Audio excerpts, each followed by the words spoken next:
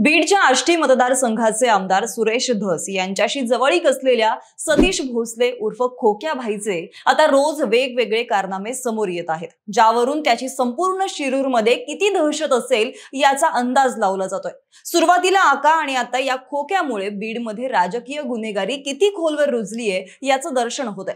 काही दिवसांपूर्वी अंजली दमानिया यांनी शेअर केलेल्या एका व्हिडिओमध्ये हा खोक्या अर्धनग्न अवस्थेतील एका व्यक्तीला बॅटने मारहाण करताना दिसतो। त्यानंतरच्या एका व्हिडिओमध्ये कारमध्ये पैशांची बंडल उधळतो आणि आता आणखी एका व्हिडिओमध्ये लोकांवर पैसे उधळतोय। या व्यतिरिक्त त्याने शिरूर मधीलच ढाकणे बाप लेकाला सुद्धा जबर मारहाण केल्याची घटना घडली आहे आणि ज्यामुळे सगळीकडेच संतापाची लाट उसळली आहे। सध्या सतीश भोसले उर्फ खोक्या विरुद्ध गेल्या 24 तासात 2 गुन्हे दाखल झालेत आणि ज्यानंतर तो आता पसार झालाय। मंडळी, हा खोक्या भोसले सुरेश धस यांचा कार्यकर्ता असल्याने धसच या खोक्याला राजकीय बळ पुरवतात अशी चर्चा सुरू झाली आहे। पण यात नेमकं तथ्य काय? या खोक्याची एवढी दहशत कशामुळे आहे? त्याचा गुरु नेमका कोण आहे? आणि महत्त्वाचं म्हणजे त्यानं आतापर्यंत कोणकोणते कांड केलेत पाहूयात। नमस्कार, मी मयुरी आणि तुम्हाला तर माहितीच आहे, आपला विषयच भारी। सतीश भोसले हा भाजपचा पदाधिकारी आणि आष्टीचे आमदार सुरेश धस यांचा अत्यंत जवळचा कार्यकर्ता असून प्रचंड पैसा आणि दहशतीच्या जोरावर या खोक्या भाईने आसपासच्या परिसरात आपला दबदबा निर्माण केलाय। सध्या या खोक्या भाईच्या दहशतीच्या थरारक कहाण्या एक एक करून बाहेर येत आहेत। त्यातलीच एक म्हणजे शिरूरच्या ढाकणे बाप लेकाला केलेली मारहाण। सतीश भोसले उर्फ खोक्या भाईला हरिण आणि मोरांच्या शिकारीचा चांगला शौक आहे असं म्हटलं जातं आणि याच शौकापायी त्यानं आतापर्यंत साधारण 200 पेक्षा जास्त हरणांना मारल्याचं आजूबाजूच्या गावचे लोक सांगतात। याशिवाय डोंगरात वाघूर म्हणजेच जे पक्षी पकडण्याचं जाळं असतं ते लावून कित्येक मोरही त्यानं खाल्लेत असंही म्हटलं जातं। 8 दिवसांपूर्वी सतीश भोसले आणि त्याचे सहकारी दिलीप ढाकणे यांच्या शेतात हरणं पकडत होते। त्यावेळी दिलीप ढाकणे यांनी त्यांना हरणं पकडण्यापासून रोखलं। तेव्हा या खोक्या भाई आणि त्याच्या सहकाऱ्यांनी दिलीप ढाकणे आणि त्यांच्या मुलाला जबर मारहाण केली।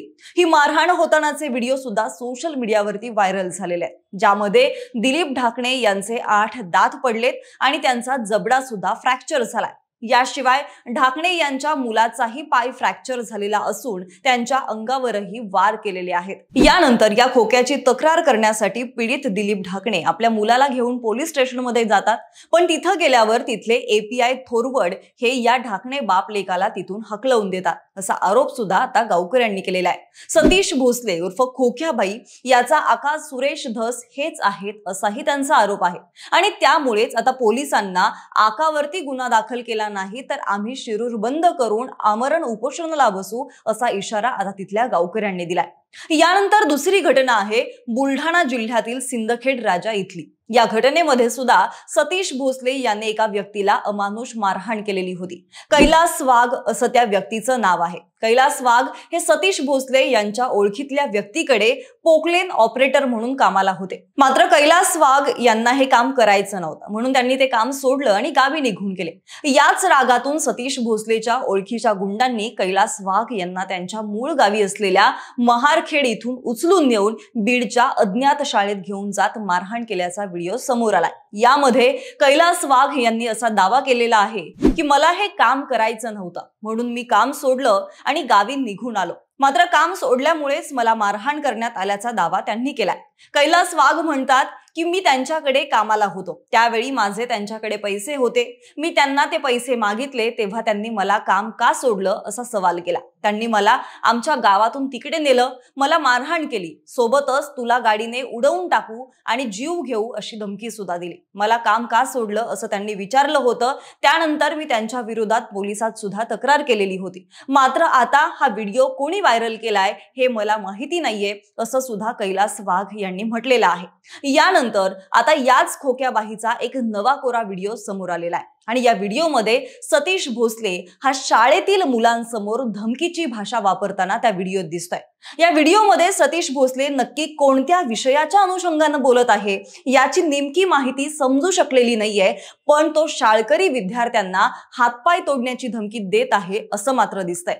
यामध्ये खोक्या म्हणतोय की ज्या वेळेस सर काही करणार नाही, माझ्या हाताने काही होणार नाही, तेव्हा मी डायरेक्ट तुमचे हातपाय तोडून जेलमध्ये जायला तयार आहे। माझ्यावर आधीपासून खूप मोठ्या केसेस आहेत, त्यामुळे एखाद्या लेकरा बाळामुळे माझ्यावर आणखी एक केस पडली तर काही फरक पडत नाही। माझी तुम्हाला एवढीच वॉर्निंग आहे असं खोक्या भाई या व्हिडिओमध्ये म्हणताना दिसतोय। आणि ज्यावरून सतीश भोसले हा उघडपणे अशा धमक्या देत फिरत असताना बीड पोलीस नेमके कुठे होते असा प्रश्न सुद्धा उपस्थित केला जातोय। याशिवाय सतीश उर्फ खोक्याच्या एका व्हिडिओमध्ये तो कारमध्ये पैशांची बंडल फेकताना दिसतोय, तर दुसऱ्या व्हिडिओमध्ये हा खोक्या भाऊ हेलिकॉप्टर मधून उतरताना दिसतोय। एखाद्या हिरोलाही लाजवेल अशी खोक्या भाऊने एंट्री घेतलेली आहे। आणि त्यानंतर तिसऱ्या व्हिडिओमध्ये लाईफ होतो खोक्या भाई जैसी असं म्हणत खोक्या भाऊ 5 स्टार हॉटेलमध्ये लक्झरियस लाईफ जगताय। मंडळी, गेल्या 5 वर्षांपासून राज्याच्या राजकारणात सतीश भोसले हा सक्रिय झालाय। बीड जिल्ह्यातील शिरूर कासार तालुक्यातील झापेवाडीतील सतीश भोसले हा रहिवासी आहे। भाजपच्या महाराष्ट्र भटके विमुक्त आघाडीचे पद सतीश भोसले याच्याकडे आहे। शिरूर कासार परिसरात सतीश भोसलेची खोक्या पार्टी या नावानं दहशत आहे। शिवाय गोल्डमॅन म्हणून सुद्धा स्थानिक पातळीवर सतीश भोसलेची ओळख आहे। सतीश भोसलेवर काही प्रकरणात बीड जिल्ह्यातील अळमनेर, शिरूर आणि अहिल्यानगर जिल्ह्यातील शेवगाव पोलीस स्टेशनमध्ये गंभीर स्वरूपाचे गुन्हे सुद्धा दाखल झालेले आहेत। यामध्ये प्रयत्नात्मक खून म्हणजेच अटेम्प्ट टू मर्डर, कौटुंबिक गुन्हा, ठार मारण्याचा प्रयत्न नसताना घडलेला मृत्यू, मारहाणीचा गुन्हा, प्राणघातक हल्ला, जबरदस्तीने संपत्ती मिळवणे, शासकीय कर्मचाऱ्यांना धमकी देणं, फसवणूक आणि खोट्या कागदपत्रांचा गैरवापर करणं, खोटी साक्ष किंवा खोटे पुरावे सादर करणं अशा काही गुन्ह्यांची नोंद त्याच्या नावाने आहे।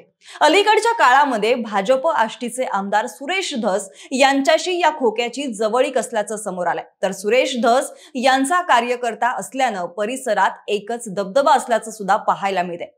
गेल्या 24 तासामध्ये या खोक्याचे वेगवेगळे व्हिडिओ व्हायरल झाल्यामुळे त्याला अटक करण्यासाठी आता बीड पोलिसांनी 2 पथकं तयार केलेली आहेत। शिरूर पोलीस ठाण्यात सतीश भोसले याच्यावरती 2 गुन्हे दाखल झालेले आहेत, मात्र त्याला अद्यापही अटक झालेली नाहीये आणि ज्यावरून आता शिरूरमध्ये तणावाचं वातावरण निर्माण झालंय। मंडळी, या सगळ्या घटनांमध्ये अगदी खुलेआम कोणालाही न घाबरता अशा पद्धतीने वावरणाऱ्या या खोक्याला अटक व्हावी यासाठी आता मोठं आंदोलन देखील छेडलं जाण्याची शक्यता आहे। बाकी तुम्हाला नेमकं काय वाटतंय? या खोक्याला नेमकं कोण बळ देतंय? तुमचं मत काय आहे ते आम्हाला कमेंट करून नक्की कळवा आणि आपल्या विशेष भर या YouTube चॅनलला सबस्क्राइब करायला विसरू नका। धन्यवाद।